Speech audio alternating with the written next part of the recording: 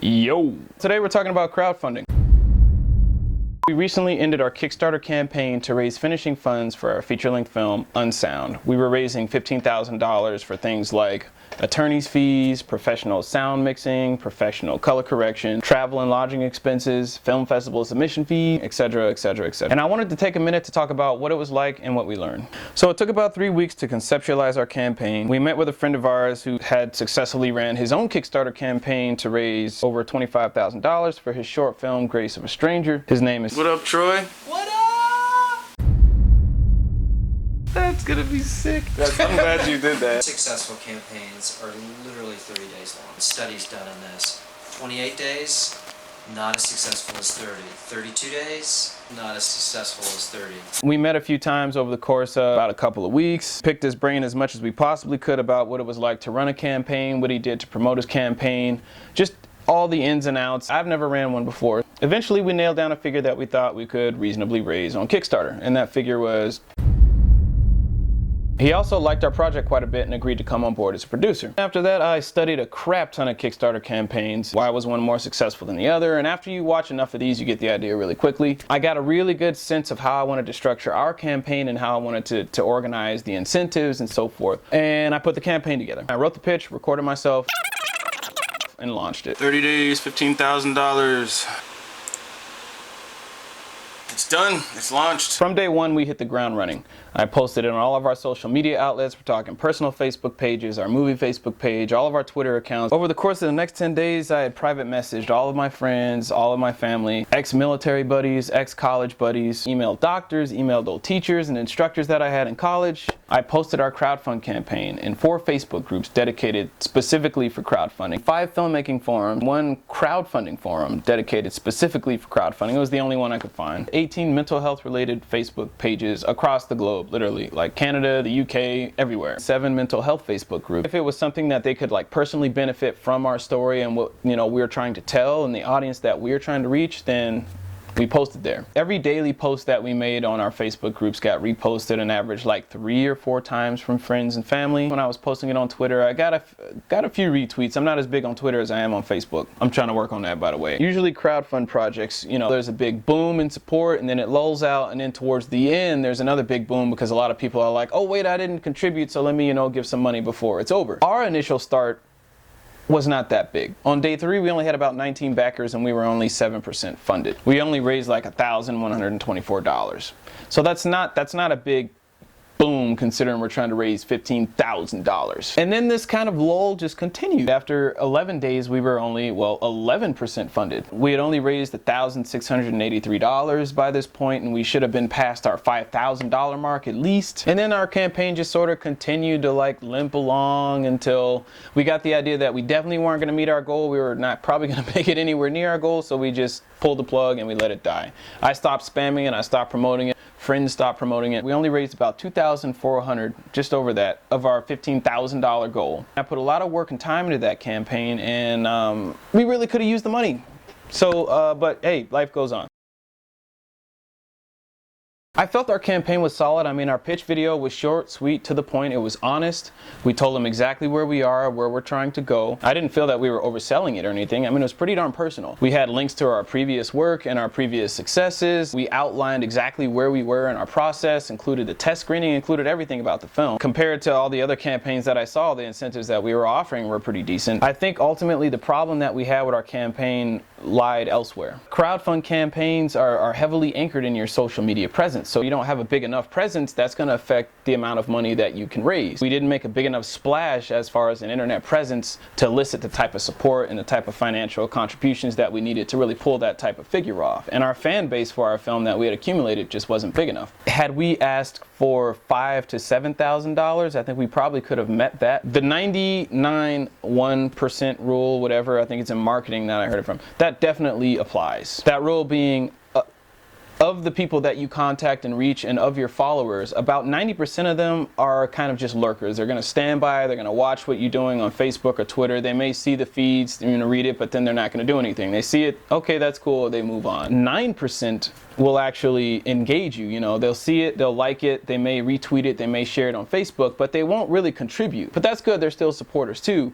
And then there is the 1% of your followers or people that you reach that will actually, you know, get engaged. Either they have a personal investment in it, or they really like what you're doing, or they've been following you avidly and they're like fans of you essentially. They go out and buy the DVD, blah, blah, blah, or in this case, they support your crowdfund campaign. They'll actually make a monetary contribution. If you're going to run a campaign, do not count on it going viral. Trying to make a viral Kickstarter campaign is like trying to make a viral YouTube video. These things just don't happen. I mean, if it happens to you, great, you got lucky, but the likelihood of that happening is very slim and none. What you can rely on is your social media pool and your friends and your family and your followers supporting though. In most Kickstarter or crowdfund campaigns in general, 90%, maybe even more than that, of the income that you get and the support that you get are from people that you already know. It's not really going to be randoms. Of the 39 people that we did get before we pulled the plug on our campaign, only about 4 of them were random people, and the contributions from them weren't really that, you know, sizable. For instance, even for our friend Troy, who's raised $25,000,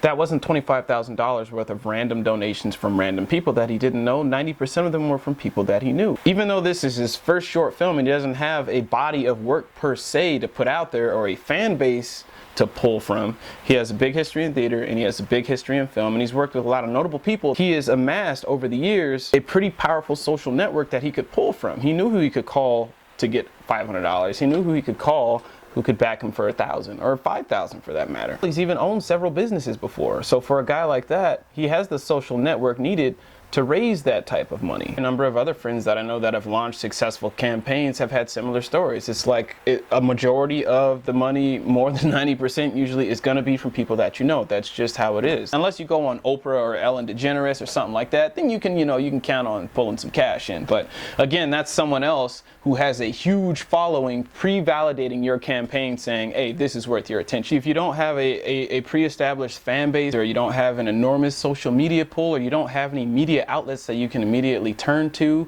get lots of publicity for your campaign, then you should probably stay around maybe the $5,000 to $7,000 range when raising funds for Kickstarter. For someone who has no following, that's what you're looking at. Someone who's just starting out, that's what you're looking at. And if you don't believe me, go surf crowdfund campaigns. Most of the campaigns that fail are from people that don't have an amassment or a body of work, and yet they're asking for like $300,000, $50,000, you know.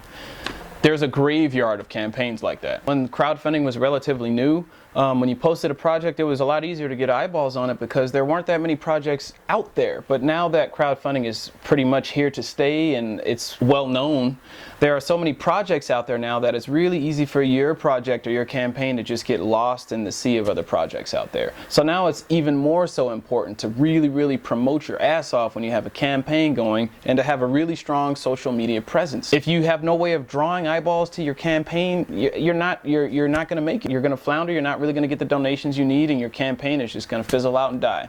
Kind of like ours did. But that's not to discourage you or anything. It's just you have to have really realistic expectations of what you can hope to accomplish running a crowdfund campaign given your social media outreach, because that's what it's all going to boil down to. Next time I'll probably do Indiegogo, because at least, you know, what funds that you raise on that you can keep, whereas Kickstarter, again, is all or nothing. The $2,000 that we managed to raise, we didn't get any of that either, and that would have really helped out a lot.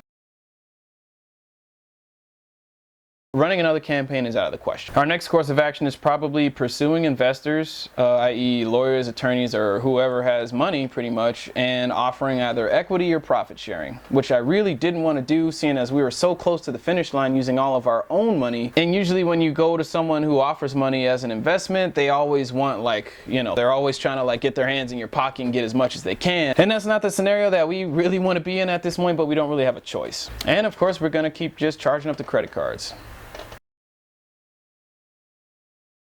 At the end of the day, it does really depend on your social circle and your social network. If you know people with money, then you can set your bar a little bit higher. If you have a rich aunt that just won the lottery yesterday, well, guess what? If you know you can go to your rich aunt for 10 grand, well, That's something you can bank on. Who can I go to that I know will give me 500? Who can I go to that I know will give me 1,000? Who do I know who would give me 10? And if off the top of your head you can't think of anybody who could give you those type of figures, then you should probably reassess how much you're actually going to try to raise. We didn't make our goal, but we definitely learned a lot. I definitely learned a lot, and hopefully, you know, me sharing this with you, maybe you got a couple of takeaways out of this. For all of you that did donate to the campaign, thank you so much. We greatly appreciate it. Even though we didn't get the funds, the thought and the support that you guys extended went a long way. So thank you very much. For those of you who want to see the campaign as like a sample or something for yourselves, I'm going to leave a link in the description section.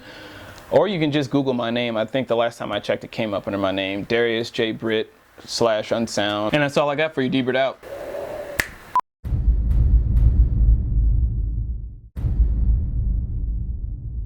YouTube D-Britt here. So today we're doing something that I think is extremely boring. I hate doing it personally, but if you're gonna spend a lot of money making a movie and you intend to sell that movie, this is an absolute must that you have to do, and that is record keeping. We are going through our receipts and we're going through our books.